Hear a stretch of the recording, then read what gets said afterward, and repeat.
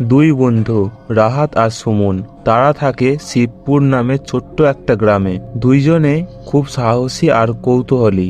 একদিন বিকেলে তারা শুনল পাশের গ্রামে একটা পুরাতন বাড়ি আছে। সবাই বলে বাড়িটা নাকি ভৌতিক। সন্ধ্যা হলেই নাকি জানালায় আলো জ্বলে আর ভৌতিক শব্দ শোনা যায়। চল না সুমন, দেখে আসি কি রহস্য আছে। ঠিক আছে, তবে আমরা একসাথে থাকবো। সূর্য ডুবে যাচ্ছে, আকাশ লালচে। তারা পৌঁছে গেল সেই বাড়ির সামনে। বাড়িটা অনেক পুরনো, দেওয়ালে শ্যাওলা ও জানালার কাঁচ ভাঙা। বাতাসে হু হু করে শব্দ হচ্ছে।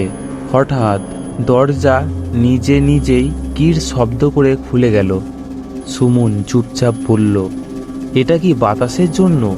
হ্যাঁ, নিশ্চয়ই, অদ্ভুত শব্দ। তারা ভেতরে ঢুকতেই উপরতলা থেকে ধূপ ধূপ শব্দ এলো। দুজনেই টর্চ চালালো। ধীরে ধীরে সিঁড়ি বেয়ে উপরে উঠতে লাগলো। হঠাৎ তারা দেখলো সাদা একটা ছায়া জানালার পাশে নড়ছে। সুমন চিৎকার করে বলল, ভূত! কিন্তু একটু পরে তারা ভালো করে তাকিয়ে দেখলো ওটা আসলে একটা সাদা বিড়াল। জানালার পর্দাটা নড়ছিল বলে ছায়াটা বড় দেখাচ্ছিল। দুজনেই হেসে ফেলল এই রহস্যর আসল কারণ। হঠাৎ তারা দেখতে পেল এক ঘরে মৃদু আলো জ্বলছে। ভয়ে ভয়ে দরজা ঠেলে খুলতেই ভেতরে একজন বৃদ্ধ চাচা বসে আছেন।